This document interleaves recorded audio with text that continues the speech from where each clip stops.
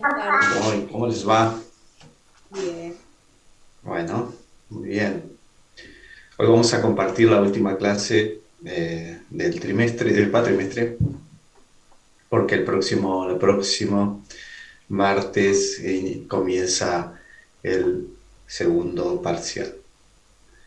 Eh, Vamos a tratar de hacer un examen, perdón, un repaso, una tutoría, así le llamamos, un momento de tutoría el próximo lunes, un día antes del examen, así ustedes tienen más o menos fresquito todos los temas que entran en este parcial. Así que, Profe, este, una consulta. sí, ¿Va a sí. ser como el anterior examen y los otros parciales que tenemos hasta el día miércoles para rendir? No entendí lo último. Va a O ser igual sea, que el anterior. Bueno. que dura... Ah, el tiempo para rendir. Sí, sí, sí. Exactamente igual. Ah, ok, Comienza, ok. comienza el martes y tienen todo el miércoles para rendir. Dale, profe. Gracias. Sí, va a Profe, ser una como la pregunta. anterior. ¿Cómo? ¿El examen final sí ya va a ser presencial? Sí, el examen final va a ser presencial.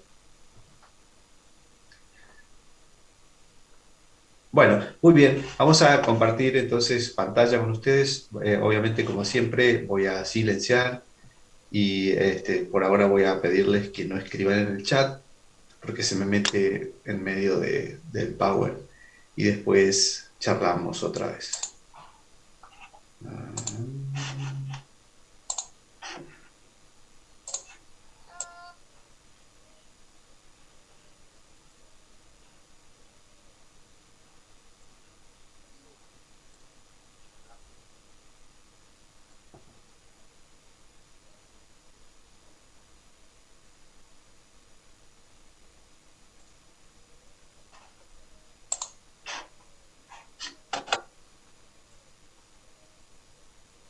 Muy bien, vamos a hablar en esta última clase acerca del sistema límbico.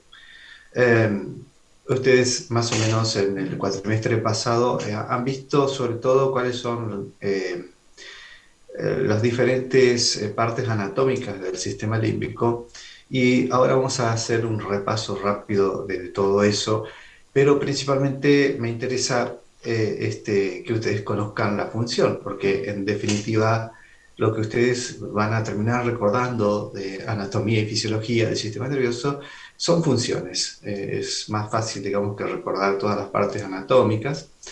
Lo que se van a llevar con ustedes es cómo funciona, más o menos dónde se ubica, pero también cómo funciona principalmente. En general, nosotros podemos decir que desde el punto de vista funcional,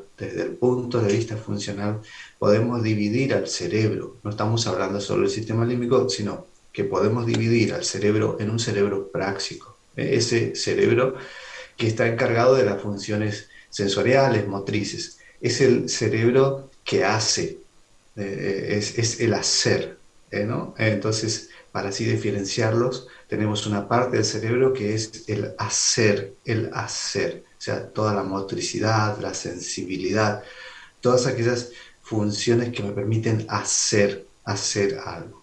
Y por otro lado, tenemos otra área que también es un área de asociación, este, y que se llama cerebro pragmático.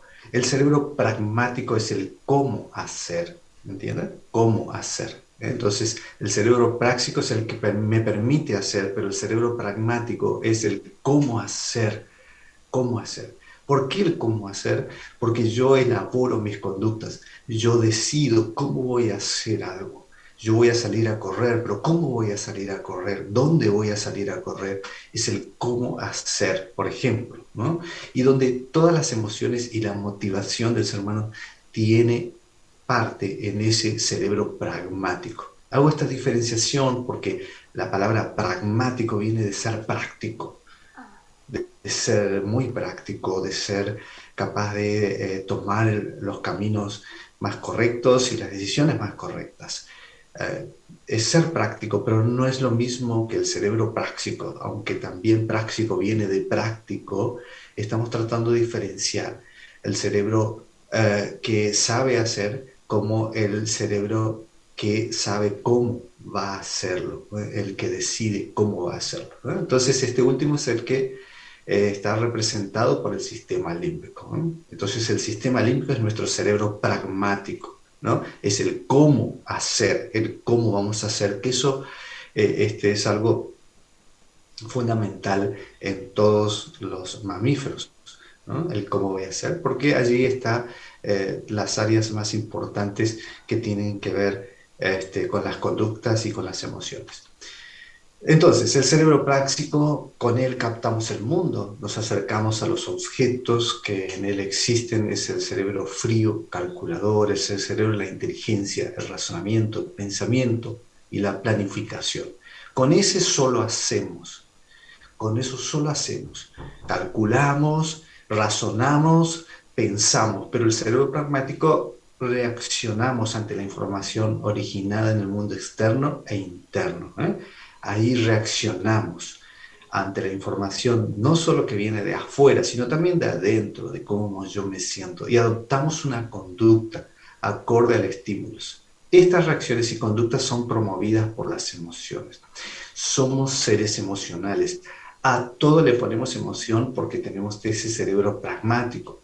Entonces, cuando calculamos, razonamos, pensamos, cuando planificamos, le ponemos emoción porque nuestro cerebro práctico no está libre de nuestro cerebro pragmático.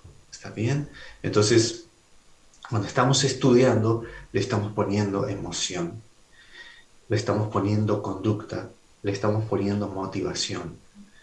Sin esos elementos, el ser humano no puede avanzar. El que no tiene funcionando su cerebro pragmático, no le pone emoción a las cosas, no tiene motivación. Es un problema. Para vivir es un problema, porque todo es emocional. Bueno, el sistema límbico o cerebro emocional, ustedes ya saben dónde se ubica. Miren, allí está bien remarcado, es como un anillo alrededor del cuerpo calloso, en la cara interna del cerebro, por debajo de la corteza cerebral, dice allí. Acuérdense ustedes que la corteza es lo que está en la periferia, por eso es debajo de la corteza cerebral. Y allí hay elementos importantes de los cuales ya hemos mencionado, como el hipotálamo, el hipocampo, la amígdala, que, bueno, acá vale la aclaración, amígdala, si alguno de ustedes fue operado de las amígdalas de la garganta o conoce la amigdalitis o alguna vez sufrió de eso, no tiene nada que ver la amígdala del cerebro con la amígdala de la garganta, ¿no? Son funciones y cosas diferentes. Estos centros ya funcionan en los mamíferos, obviamente que todos los mamíferos tienen, porque es el asiento emocional, como el temor o la agresión. Allí es donde están lo instintivo, ¿no? En el sistema límbico está el instinto de conservación, el instinto de alimentación, los instintos primitivos que nos permiten sobrevivir como seres humanos. Pero también está allí en nosotros, los seres humanos, el centro de la afectividad. Aquí es donde se procesan todas las emociones y aquí es donde nosotros surgen en nosotros las penas, las angustias, las alegrías, la felicidad. Todo surge de este cerebro pragmático, como lo llamamos el sistema límbico. Está constantemente en interacción, obviamente, con la corteza cerebral, porque a todo le ponemos emoción. Y también la corteza debe controlar la función de nuestras emociones. Esa es la diferencia con los animales. Ellos también, los animales tienen un sistema límbico, principalmente predomina su sistema límbico, su instinto de conservación, su instinto de defensa, etc. Eso predomina en los animales y ellos no pueden controlar eso. Ellos no lo pueden controlar. Nosotros sí, hay una conexión con lo que se llama neocórtex. Neo viene de nuevo. Nuevo, es como que en el desarrollo, dicen, ¿no? Bueno, en el desarrollo, la neocorteza, la nueva corteza, lo último que surge cuando se desarrolla el sistema nervioso es la corteza cerebral. Por eso se le llama neocorteza. Todo lo que es el sistema límbico se lo llama archicorteza, digamos, perdón, archicerebro. Es decir, un cerebro más primitivo, lo primero, lo más viejo, lo primero que surge. Por eso es archicerebro, a todo lo que es límbico. Es como que lo primero que aparece, lo más primitivo de todo, ¿no? Y después, por último, viene la neocorteza, lo nuevo, lo diferente. En el ser humano tiene neocorteza. ¿Por qué? Porque allí, con esa neocorteza, no solo hace, sino también controla, ¿no? Y obviamente que influenciado por sus emociones y sus comportamientos y sus conductas que vienen de el sistema límbico, donde nosotros también tenemos instintos de preservación, de conservación, de alimentación sexual, etc. Tenemos todos esos instintos que tienen los animales, pero nada más que nosotros a veces lo controlamos, o casi siempre.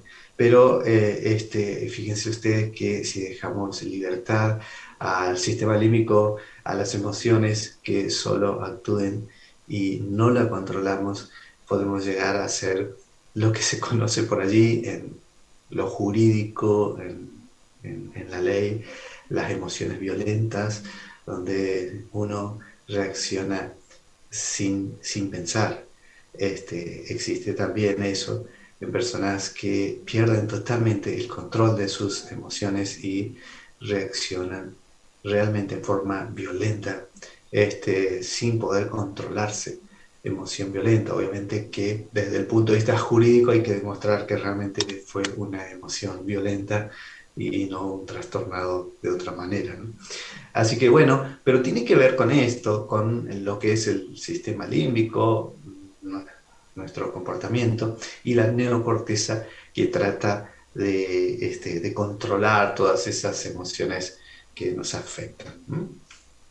Las estructuras ustedes ya la habrán estudiado en algún momento, sobre todo los que han rendido. La circunvolución subcallosa, ustedes ahí la localizan debajo del pico del cuerpo calloso. Acá está, acuérdense que el cuerpo calloso es sustancia blanca, es sinónimo de sustancia blanca. Recuerden ustedes que el cuerpo calloso son las prolongaciones neuronales, las neuronas que van de un hemisferio al otro y de esa manera mantienen interconectados los dos hemisferios. Imagínense ustedes si rompemos o cortamos el cuerpo calloso, estamos desconectando que cada hemisferio funcione solo y nuestro cerebro funciona en forma pareja, ambos hemisferios se ayudan entre sí, se complementan, esa sería la palabra ideal, se complementan entre sí. Entonces tenemos debajo de ese cuerpo calloso, no es el tema de hoy el cuerpo calloso, solo recordarles que es sustancia blanca. Debajo del pico, porque justamente tiene un pico la parte de adelante del cuerpo calloso,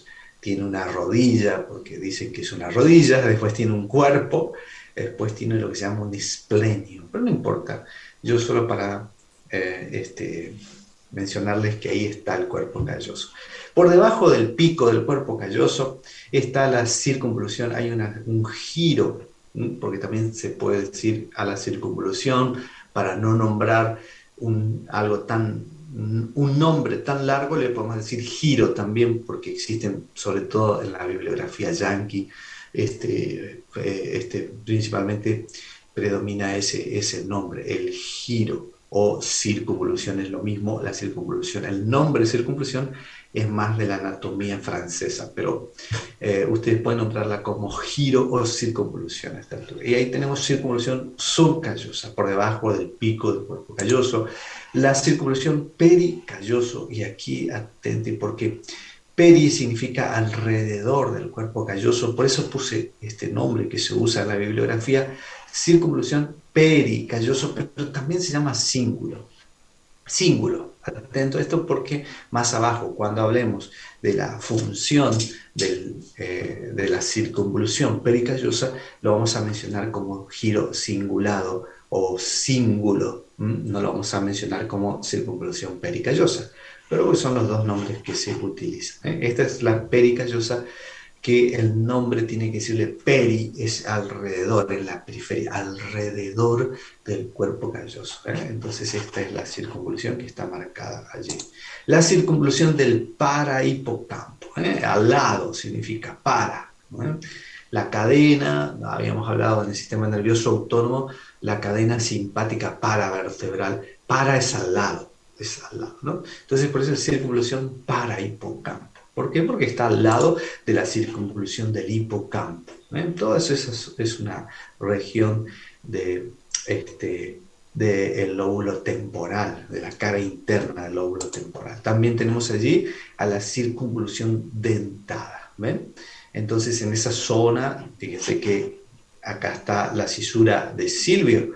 Así que por debajo de la cisura de Silvio, acuérdense que está por debajo, está el lóbulo temporal. Y por arriba está el lóbulo frontal. Entonces aquí vamos a tener que en la zona del hipocampo, parahipocampo y núcleo dentado. O al revés, parahipocampo, hipocampo y núcleo dentado. Son circunvoluciones, neuronas que forman las circunvoluciones ahí, a ese nivel. Y la última circunvolución que vamos a nombrar es la circunvolución órbito-frontal. Esta circunvolución, fíjense ustedes, ya pertenece al lóbulo frontal, más específicamente al área prefrontal, al lóbulo prefrontal. Se llama órbito porque está por encima de los ojos. Aunque si dibujamos acá abajo está el techo de la órbita de hueso, ¿no? El hueso está apoyado, la parte del lóbulo frontal a esta altura, está apoyado en el techo de la órbita, está apoyado en el techo del globo ocular. Entonces allí vamos a tener una circunvolución que lo llamamos órbito frontal. Se la llama a propósito órbito frontal porque está por encima, está apoyada en el techo de la órbita y es parte del lóbulo frontal. Entonces se llama circunvolución órbito frontal. Algunos le modifican y ponen al revés, fronto-orbitaria, lo mismo. Circunvolución órbito frontal o fronto-orbitaria es lo mismo. Está queriendo decir que está en la base del lóbulo frontal, esa parte que está apoyada sobre el techo de la órbita. Bien, eso en cuanto a las circunvoluciones, acuérdense que esto es un repaso. Acá tenemos un poco la descripción de la función de estas circunvoluciones. Estamos hablando solamente de circunvoluciones. El sistema límbico no solo tiene circunvoluciones, también tiene núcleos, es decir, agrupaciones neuronales. Ustedes ya saben lo que es núcleo, agrupaciones neuronales. Pero estamos hablando ahora de las circunvoluciones, entonces ya también no solo las mencionamos, las recordamos anatómicamente, sino que hablamos ahora de su función. Y el hipocampo son como dos cuernos, fíjense que está marcado aquí con colores, son dos cuernos. Dos cuernos porque uno es derecho y el otro es izquierdo. Acá no está dibujado el izquierdo, pero fíjense ustedes, aquí está el hipocampo, el cuerno del hipocampo, que describe una curva que va del hipotálamo hasta la amígdala. Fíjense ustedes, del hipotálamo hasta la amígdala. En el espesor del lóbulo temporal, acuérdense que el hipocampo está en el lóbulo temporal, relacionado, fíjense ustedes, relacionado con la transformación de lo que está en tu mente ahora. O sea, la memoria de corto plazo, allí en el hipocampo, se transforma en memoria de largo plazo, dicho de otra manera. Entonces, allí en el hipocampo es donde la memoria de corto plazo, lo que tú estás aprendiendo, lo que aprendes, ya sea académicamente o en la vida cotidiana. Por allí alguien mencionó un nombre de alguien que estás conociendo y aprendes un nombre. Bueno, lo aprendiste porque eso que te dijeron ahí, la memoria a corto plazo inmediatamente lo guardó con su cara, con su rostro, lo guardó en el hipocampo, en el área de la memoria a largo plazo. Así que imagínense ustedes que si el hipocampo está en conexión con el hipotálamo, ¿no? Y con la amígdala, hay mucha emoción allí en lo que tú recuerdas, ¿no? La amígdala, van a ver ahora, que tiene mucho que ver con las emociones, y el hipotálamo tiene que ver cómo funcionan nuestros órganos internos, nuestra homeostasis, y ya hemos visto más o menos algunas funciones. Ahora vamos a mencionarlo. El hipocampo, entonces, un paciente, fíjense ustedes que se le sacan los dos hipocampos. El efecto de este procedimiento fue devastador.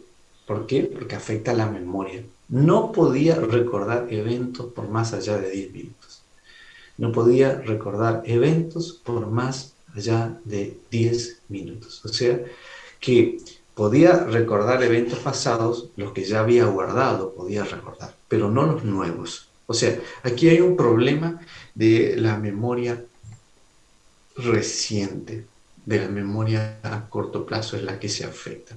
No es la memoria a largo plazo, ¿no? Sino es la memoria. Lo que lograste guardar está guardado, pero lo que no podés guardar es lo de ahora. Y eso es importante, por ejemplo, en la enfermedad de Alzheimer es lo que ocurre. En la enfermedad de Alzheimer, lo que espero que hayan escuchado hablar de la enfermedad de Alzheimer,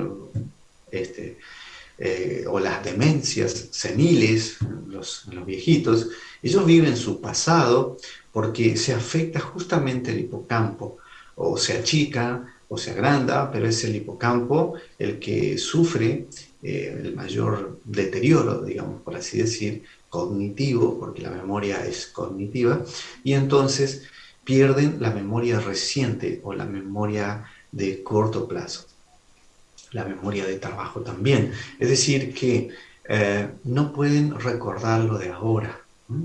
Sí viven el pasado, entonces ellos, los que tienen Alzheimer, confunden. Por ejemplo, confunden a sus hijos con su hermano, o confunden a sus hijos con su vecino, y a su nieto lo confunden con su hijo. ¿Por qué? Porque lo ven chiquitito y ellos, como viven el pasado, creen que su nieto es su hijo que aún no creció, pero su hijo es grande y a su hijo que tiene ese hijo, que tiene el nieto, lo confunde con el vecino o lo confunde con alguien del pasado. Ese ocurre por deterioro principalmente del hipocampo. ¿Eh? Bien, seguimos un poquito con la corteza orbitofrontal o frontoolitaria, como ustedes quieran nombrar. Nosotros ya hablamos acerca del área prefrontal y que tiene que ver con las conductas. Bueno, tiene que ver con las funciones ejecutivas, ¿se acuerdan? Yo decido qué es lo que voy a hacer con mi vida, de acuerdo a lo que pienso, de acuerdo a lo que razono, de acuerdo a mi memoria, de acuerdo a mi inteligencia. Yo tomo las decisiones sobre mi vida con esas funciones cognitivas. Entonces, de repente, la corteza orbitofrontal tiene que ver con el sistema límbico, forma parte del sistema límbico, y allí es donde se constituyen las conductas sociales, ¿no? La toma de decisiones y la inhibición de conductas están principalmente en esa área. Fíjense que los niños actúan de acuerdo a lo que aprenden, ¿no? Actúan de acuerdo al ejemplo que hayan tenido. ¿Por qué? Porque aún ellos no tienen maduro no toman decisiones por sí. Ellos lo que hacen es porque lo han visto hacer. Nosotros somos animales que copiamos, todo lo copiamos, ¿me entienden? Es decir, aprendemos a hablar porque escuchamos mucho hablar a nuestros padres, a nuestros hermanos, a nuestros amigos, y copiamos, simplemente copiamos. De allí que viene, entre paréntesis, que hoy en día se estimula a que cuando se aprende un idioma se aprenda como se aprende de niño, ¿no? Es decir, sin estudiar reglas gramaticales, sino tratando de aprender las palabras, las frases, tratando de entender la lectura, de tratar de meter el idioma sin reglas. Sin reglas. ¿Por qué? Porque así es como aprendemos a hablar. Nosotros aprendemos nuestro idioma escuchando, viendo, copiando, y no lo hacemos estudiando las reglas gramáticas, de gramática, de cómo es el presente, el futuro, el pasado. Eso lo aprendemos después en la escuela, cuando ya vamos a la escuela, digamos. no sé si en la primaria o en la secundaria, no sé ni cuándo aprendí, la verdad que no me acuerdo nada de las reglas gramaticales, quizás algunas cosas pueda decirles, pero así es como nosotros aprendemos. Bueno, cerramos el paréntesis y es porque tenemos un área, como es el área frontal, donde los niños principalmente pueden aprender de acuerdo a las limitaciones y adoptan una conducta, una acción de acuerdo a lo que le enseñamos. ¿Por qué? Porque esa área aún no puede razonar por sí sola, no puede decidir por sí sola.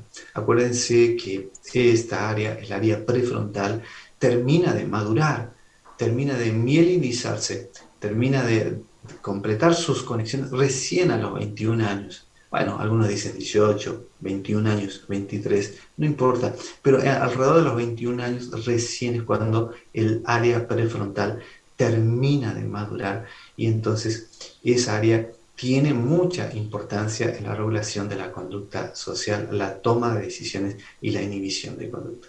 Lo que ocurre antes lo podemos inducir nosotros.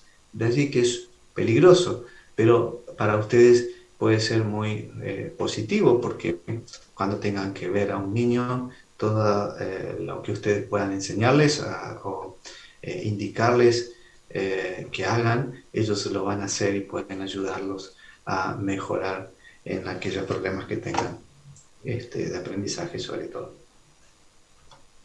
La corteza del cíngulo, aquí está señalada, que es la corteza pericallosa que yo les decía antes. Esa es la parte del cerebro que está obviamente relacionada junto con el parahipocampo, forman como el anillo, ¿no? El anillo del sistema límbico. Y allí es que ocurre cuando nos encontramos inquietos, ansiosos. Nuestro giro cingulado es el que actúa, nos ayuda a expresar nuestro estado emocional a través de los gestos, de la postura, el movimiento. También es un área de motivación, ¿no? Es un área de motivación también. Por eso ahí es donde se expresan nuestras emociones, ¿no? Allí es donde se ve si estamos motivados o no, porque lo expresamos a través de nuestras palabras, nuestros gestos, nuestras posturas, nuestras emociones. Tiene que ver con el área singular del sistema límbico. El área subcallosa, perdón, la corteza subcallosa, que tiene que ver con la circunvolución subcallosa, se encarga de funciones más autonómicas del sistema nervioso autónomo, la respiración, el ritmo cardíaco. Acuérdense ustedes que cuando nos ponemos muy ansiosos es porque o cuando nos queremos poner muy nerviosos, algo nos altera, también se altera la forma en que respiramos, aumenta la frecuencia cardíaca, el ritmo cardíaco, todo eso porque influimos sobre el sistema nervioso autónomo, lo influimos siempre en nuestra ansiedad, en nuestra tristeza, en nuestra alegría, en nuestras emociones, cuando lloramos de emoción, entonces es el área subcallosa también la que participa en esas funciones autonómicas. Las lágrimas salen de forma automática. No siempre, a veces podemos provocarla, al llanto podemos provocar, pero va a depender de que pensemos en algo feo o que pensemos en algo emocionante o en algo lindo que nos emociona y entonces estamos provocando al sistema nervioso autónomo que nos haga llorar, por ejemplo, ¿no? Y eso también altera, o no es que altera, sino que modifica la respiración y el ritmo cardíaco. Lo hacemos a través del sistema nervioso autónomo, que es el que trata de complacernos y de mantener un equilibrio interno. Por eso dice la frase, si quieres llorar, llora. ¿Por qué? Porque tu sistema nervioso autónomo se va a encargar de mantener el equilibrio y la homeostasis dentro tuyo, dentro del organismo, de tal manera de influir positivamente y que pueda beneficiarte. Bueno, participar en el movimiento de las manos, otros movimientos de tareas difíciles también, o que implican memoria reciente y en el inicio espontáneo de la acción. Es una parte que comparte con otras sus funciones, obviamente, como todo el cerebro. Bien, hablemos de los núcleos. Ahora dejamos de lado las circunvoluciones. Hay varios núcleos que forman parte del sistema límbico. El hipotálamo, por ejemplo, También el septum es otro de los núcleos, allí chiquitito, en color amarillito. Allí tenemos, lo vemos desde abajo, desde la base del cerebro, tuvimos que mirar de abajo para ver a dos mamilas ahí, dos mamilas, dos mamas, por eso se lo llaman cuerpos mamilares, dos mamitas allí.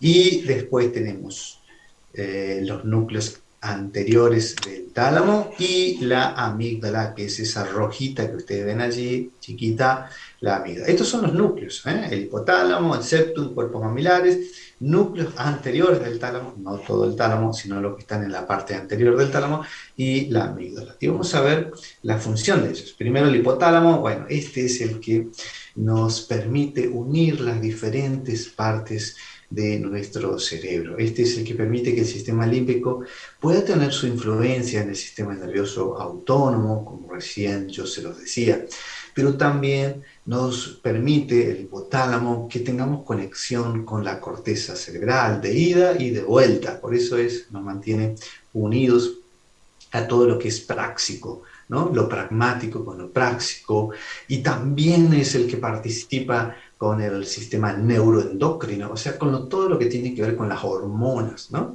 Por eso es que cuando nos ponemos, las mujeres se les nota más, para los hombres también les pasa, pero a las mujeres se les nota mucho más que cuando están muy estresadas, alteradas emocionalmente, se asustan porque hay un trastorno hormonal que a veces incluso no les deja tener el periodo y están asustadas porque,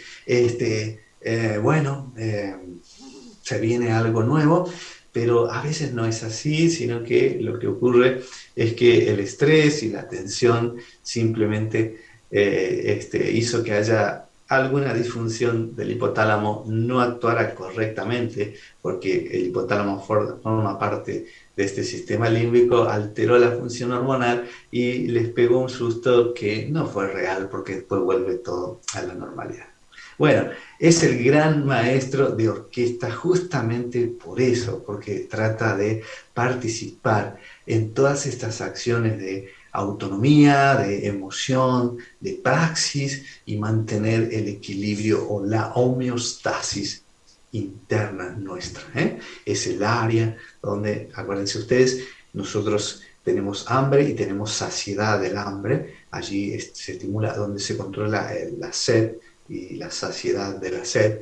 Allí es donde tenemos también áreas que tienen que ver con el control del frío y del calor del cuerpo, así también como el sueño. O sea, ¿vieron? Trata de mantener un equilibrio del funcionamiento interno de nuestro organismo, pase lo que pase fuera de nuestro organismo, como también dentro de nuestro organismo. Muy bien, esta es la imagen de cómo el hipotálamo tiene plena relación con otra glándula que tiene que ver con las hormonas que yo les decía recién. Ya lo vimos, muy bien. El septum se localiza delante del cuerpo calloso y tiene que ver con la actividad sexual, el instinto de conservación de la especie. Se relaciona con las amígdalas, así que por eso uno puede tener un sexo violento o sexo tranquilo. No, tiene que ver con los animales, ¿no? Las amígdalas reaccionan con furia o aceptación de la hembra y acercamiento a los machos. Se le nota más en los animales, diría yo. Bueno, pero tiene que ver con eso. Los cuerpos mamilares se localizan arriba del hipocampo, ya lo hemos visto, con quienes comparten funciones nésicas, o sea, de memoria. Eso significa funciones nésicas, significa funciones de memoria. Entonces, junto con el hipocampo, acuérdense, el hipocampo, memoria de corto plazo, se convierte a largo plazo allí en el hipocampo. Y también participa con ellos las funciones nésicas de los cuerpos mamilares. Allí, entonces, para recordar, el septum es lo amarillito que ustedes ven allí, eso que está ahí adelante nomás, en el pico del cuerpo calloso. Ese es el septum. La amígdala dibujada allí, los giros para el cíngulo, para más o menos puedan repasar. Los núcleos anteriores del tálamo. El núcleo anterior del tálamo y sus constituyentes. El tálamo siempre es como un puente para llegar a la parte práctica, al cerebro práctico. O sea, es es la escala de muchas vías para llegar hasta la parte de la corteza cerebral frontal o parietal o occipital, etc. Entonces, los núcleos anteriores del tálamo y sus constituyentes se asocian con funciones también relacionadas con la memoria, con el aprendizaje, con ciertas conductas emocionales alimenticias y el sexo. Bueno, la amígdala cerebral. La amígdala es por excelencia el núcleo que tiene que ver con las emociones. La amígdala, cuando está estimulada, se ha visto en experimentos, ¿no? Desgraciadamente, experimentos con animales, se ha visto que cuando uno la estimula, no la lesiona, sino que la estimula, los animales responden con agresión. Pero cuando se la saca, cuando se la opera, se la retira, los mismos se vuelven dóciles, no vuelven a responder a estímulos que le habrían causado rabia. Se vuelven indiferentes también, no tienen miedo a nada, ni tampoco les interesa lo sexual, o son hipersexual también. Exageradamente pueden tener intentos de relaciones con cualquier cosa que se mueva o no se mueva. Es decir, eso es lo que se vio que se provoca en los animales que se les extirpa, se les saca las amígdalas, se vuelven muy dóciles. Y eso se experimentó, fue un experimento que se realizó en la Universidad de Yale en Estados Unidos, ¿no? Aportan pruebas que la capacidad de aprendizaje y la memoria requiere de la amígdala intacta. Pusieron a chimpancés delante de dos cuencos de comida, dos platos de comida, ¿no? En uno de ellos había un rico plato, digamos, algo que les gustaba, en el otro estaba vacío. Taparon y después de unos segundos le ofrecieron a los animales los dos en la misma posición, en el mismo lugar, pero tapados, y los animales sanos tomaron, obviamente sabían cuál era el que tenía la comida y agarraron el que tenía la comida apetitosa que ya habían visto, y los otros, los que no tenían amígdala, eligieron cualquier cosa. Algunos le acertaron y otros no fueron directamente a elegir el que tenía, sino que agarraron el que venía. No había despertado en ellos ninguna reacción porque no recordaban bien, digamos, no le habían dado importancia, ¿no? Estaban como distraídos a eso. El papel de la amígdala entonces como centro de procesamiento de las emociones es hoy incuestionable. La amígdala lesionada ya no son capaces de reconocer la expresión de un rostro si una persona está contenta o triste. Cuando está lesionada, uno no le importa nada, no se da cuenta de nada. Los monos a los que fue extirpada la amígdala manifestaron un comportamiento social en extremo alterado. Perdieron la sensibilidad más compleja para las complejas reglas de comportamiento social en su manada, el comportamiento maternal y las reacciones afectivas frente a los otros animales se volvieron claramente perjudicados. La amígdala, al estimularla, entonces produce temor, produce miedo, confusión, alteración, amnesia de los acontecimientos durante la estimulación. La lesión, cuando uno lo saca, disminuye la conducta agresiva y obviamente no le importa nada, normaliza la conducta social. Muy bien, allí tenemos la imagen de la amígdala, el hipocampo, el tálamo.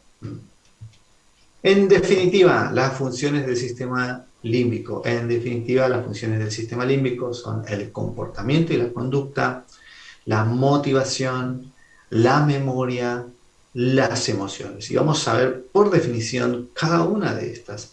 Hemos hablado en forma individual, ahora vamos a hablar en forma general.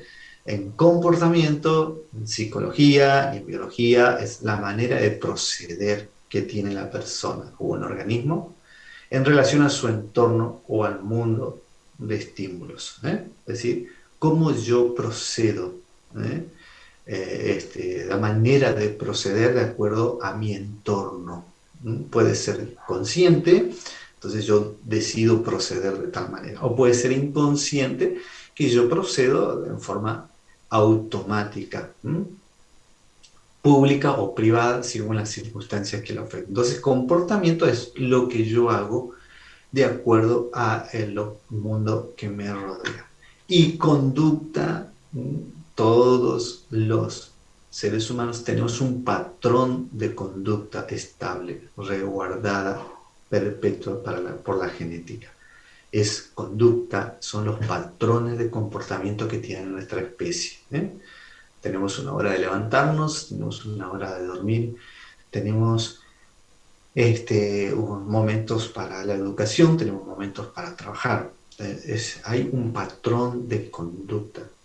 Esa es la diferencia con comportamiento. Comportamiento es la acción que yo hago por lo que me rodea, por los estímulos externos que tengo, me comporto. Ahora, conducta, tenemos un patrón de conducta de acuerdo a la sociedad en que vivimos. Algunas sociedades son más tradicionales y tienen sus propias reglas, otras son menos tradicionales y tienen otras reglas. Bueno, modificando su conducta a lo largo de la historia, porque conductas son patrones de comportamiento de cada especie. Si uno mira la conducta social, las conductas, los patrones de comportamiento que tienen, por ejemplo, no sé cuántos de ustedes miran novelas, pero en las novelas turcas se puede ver, por ejemplo, que los padres eligen con quién se va a casar sus hijos o a quién le van a entregar sus hijos. Entonces, eso es un patrón, son patrones de conductas establecidas entre ellos, ¿no? Después, el comportamiento ya lo deciden los que se van a casar. Bueno, la motivación.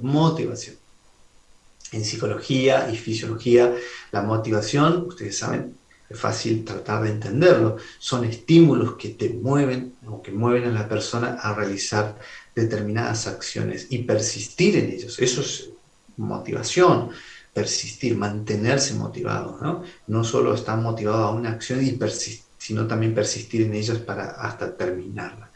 Este término está relacionado con la voluntad y el interés. Aquí para la motivación, debe haber voluntad, obviamente, porque tiene que haber acción, ¿no es cierto? Y obviamente tiene que haber interés, ¿no? Si no hay interés, no vas a estar motivado, no va a haber voluntad. Debe haber una motivación, algo que por algo quieras alcanzar, quieras llegar a alcanzar el objetivo o la meta. Motivación, en pocas palabras, es la voluntad para hacer un esfuerzo por alcanzar la meta de la organización, condicionada por la capacidad del esfuerzo para satisfacer alguna necesidad personal. Son definiciones que yo acepto que tú lo digas, que ustedes lo digan como lo entiendan, con sus propias palabras. Entonces, solamente estos son definiciones de un libro que simplemente los conducen a una idea, pero la definición la tienen que elaborar ustedes. Si yo te pregunto, ¿qué es su motivación para vos? Con tus palabras tenés que decirme qué significa motivación. Es para que sea más fácil en cuanto a sus definiciones, que me lo puedas explicar. El que sabe explicar algo es el que sabe realmente lo que significa. Más allá que no sepa en forma exacta como dice el libro, es importante que entiendas qué significa eso. La motivación exige necesariamente que haya alguna necesidad de cualquier grado, ¿no? Esta puede ser absoluta, puede ser relativa, de placer o de lujo. Ustedes están estudiando, están preparándose en una profesión, en una carrera, y esto puede ser una necesidad, pero también puede ser una necesidad relativa o de placer o absoluta o de lujo, no lo sé. Si ustedes por allí simplemente están estudiando por estudiar, ya tienen la vida hecha, por ejemplo, quizás pueda ser una motivación de lujo, pero siempre debe haber algún tipo de motivación. Siempre que se esté motivado a algo, se considera que ese algo es necesario o conveniente. La motivación es el lazo que une o lleva esa acción a satisfacer esa necesidad o conveniencia, o bien dejar de hacerlo. Si perdemos la motivación, dejamos de hacerlo. Todo eso tiene que ver con el sistema límbico. Y la memoria, obviamente, hipocampo, cuerpos mamilares, donde se encuentra memoria a corto, que se convierte en a largo plazo, que tiene que ver con el aprendizaje. Esa información, fíjese cómo está, cómo es el camino del aprendizaje para que ustedes puedan recordar lo que aprendieron. Miren, la información recogida por el fornic es sustancia blanca. Sustancia blanca es la conexión que lleva desde el hipocampo, el fornic son las prolongaciones neuronales que van del hipocampo a los cuerpos mamilares.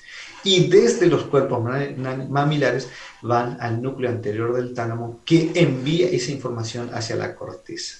Está formado por varias estructuras cerebrales. O sea, que cuando ustedes quieren recordar algo, ocurre ese camino. Del hipocampo van hasta los cuerpos mamilares, que ayuda también a recordar, y de allí a través del tálamo, de los núcleos anteriores del tálamo, llega hasta la corteza para que ustedes puedan evocar lo que han aprendido antes.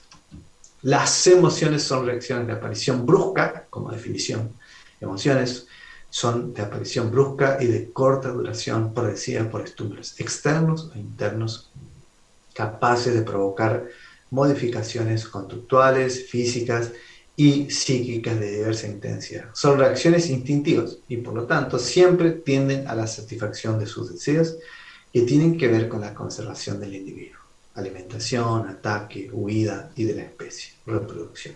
¿Está bien? Entonces, emociones, todos somos emocionales. Todos tenemos emociones. Todos le ponemos emoción a todas las cosas. Aún cuando estamos escuchando una clase como esta, siempre hay emoción puesta en esto. Y esas emociones comparten su relación con la motivación, con el comportamiento, y tienen que ver con nuestros patrones de conducta. Muy bien. Entonces vamos a controlar nuestro sistema límbico, en especial nuestras amígdalas. Nadie llore porque me extraña, ni nada por el estilo. Nos volveremos a ver en cada examen, así que controlen sus amígdalas, no se pongan tristes que terminamos esto. Siempre habrá momentos para volver a encontrarnos. Así que vamos a activar nuestro sistema límbico entonces para seguir adelante en nuestra carrera. Muy bien. Vamos a activar y permitir que si alguno de ustedes tiene alguna pregunta, alguna duda, puedan hacerlo en este momento. Profe, antes de comenzar la clase ya estaba activada mi amígdala, entonces, como sabía que hoy era la última, fue muy lindo compartir las clases con usted, la verdad. Bueno, me alegro mucho que lo hayas pasado bien. La idea siempre debe ser esa, que el aprendizaje o que una clase tenga motivación, los ayude a por lo menos querer aprender. Profe, buenas tardes. ¿Qué tal?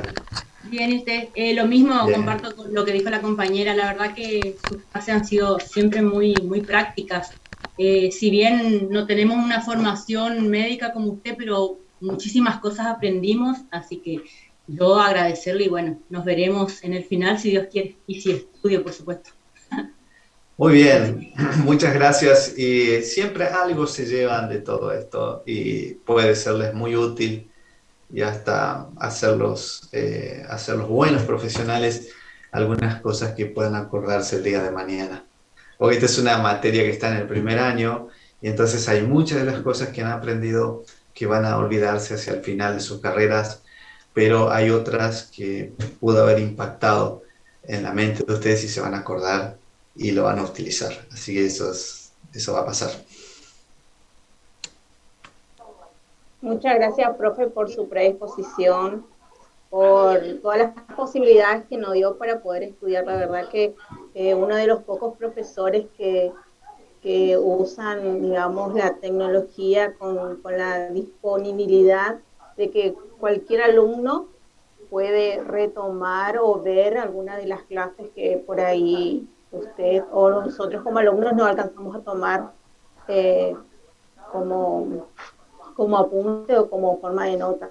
La verdad, usted es uno de los pocos profesores que nos dan la posibilidad de volver a retomar todo lo que se ha dado en todas las unidades, en especial en esta materia que son las anatomías.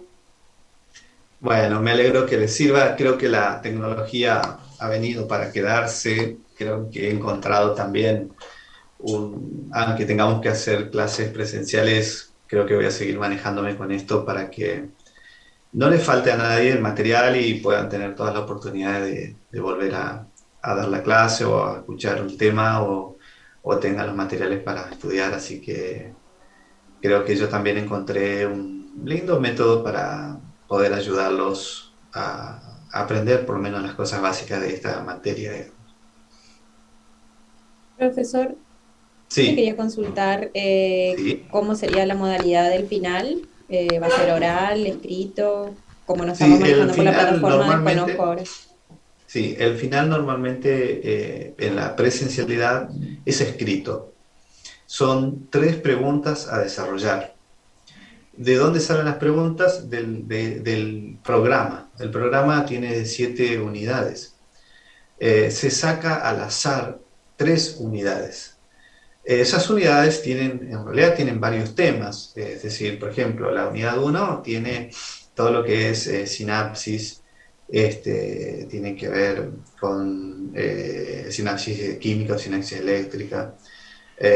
La unidad 9 tiene que ver con el sistema límbico. Entonces, la unidad 8 con el sistema autónomo. Entonces, supóngase que se sacó al azar la unidad 1, la unidad 8 y la unidad 9. Entonces, hago una pregunta de cada una. Por ejemplo, primera pregunta, vamos en orden, unidad número 1. Primera pregunta, describa la sinapsis eléctrica. Punto. Unidad número 8. Describa la función del sistema nervioso simpático. Punto. Unidad 9. Describa la función del hipocampo. Punto. Y desarrollan esas 3 preguntas y listo. De las cuales el alumno que es regular debe responder al menos 2 preguntas, debe responder bien. Y el alumno que es libre tiene la obligación de responder las 3 preguntas bien. Por más en el alumno libre, ya que no va a rendir el oral, el alumno libre no pasa al oral.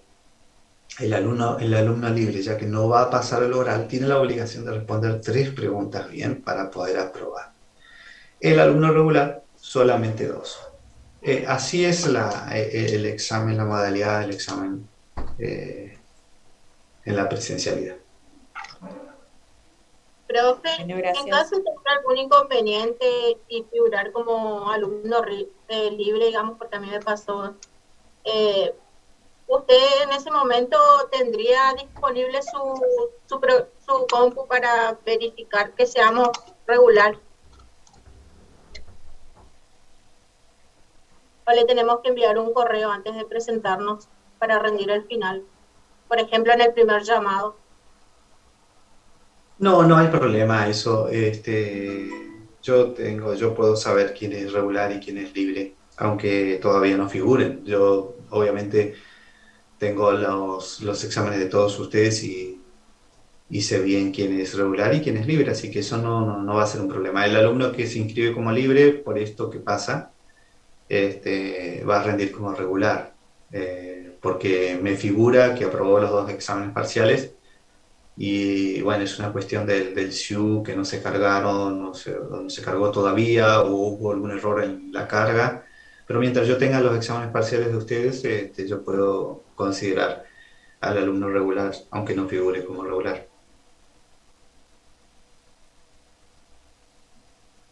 Profe, Profe, esta es la última clase teórica entonces y después sería la clase de práctica parcial, la siguiente. Sí, vamos a tratar de reunirnos, no sé si los perjudica mucho a ustedes, no sé cómo es el horario de ustedes, reunirnos el próximo lunes a las 6:30 de la tarde. No sé cómo les queda eso a ustedes. Nosotros Bien, tenemos profe. estadística a las 2 y para las 5 estamos ya Están libres. desocupados. Bueno, Sí, entonces mi idea es que agarremos un examen parcial parecido al que vamos a tener y de allí vayamos repasando los temas con ese parcial Bueno, Bueno, no vamos a repasar, digamos, tema por tema, porque ya las clases están grabadas, ustedes la pueden volver a escuchar si tienen, pero por lo menos hacer el ejercicio de hacer un examen parcial, como hicimos la vez pasada, de tal manera de que ustedes vayan viendo cómo son las preguntas y vayamos razonando todos. Y de paso, sí, repasamos el tema, ¿no es cierto? Como la vez pasada. bueno, profe. Bueno, entonces Sí, el profe. lunes a las 18:30 vamos a tratar de estar todos, así Sí, para el martes tienen Buenísimo. fresquito el conocimiento, ¿eh?